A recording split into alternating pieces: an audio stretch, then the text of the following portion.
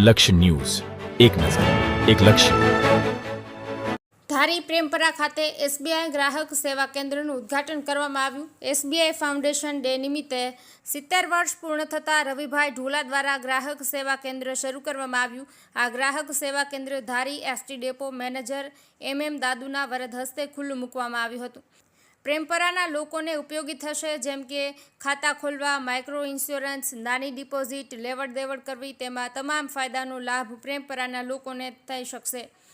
આ તકે ઉપસ્થિત SBI bank manager Patil, Dharmendrabhai Joshi, ST depot manager M Dadu, Anilbhai Ruparelia, Amrubhai Majaria, પત્રકાર વનરાજ ડામોર તેમજ મોટી સંખ્યામાં લોકો ઉપસ્થિત રહ્યા હતા. વનરાજભાઈ ડામોર, ધારી. આજના જે વિશેષ દિવસ છે એસબીઆઈનો, એસબીઆઈ ફાઉન્ડેશન ડે. આજે એસબીઆઈ 70 વર્ષ પૂરા કર્યા છે, તો એ નિમિત્તે આજે રવિભાઈ ઢોળા એમનું આજે સીએસપી સેન્ટરનું ઉદ્ઘાટન આજે કરવામાં આવ્યું છે. તેમાં જીએસઆરટી સાહેબ શ્રી પધાર્યા છે, અનિલભાઈ રૂપારેલિયા પધાર્યા છે.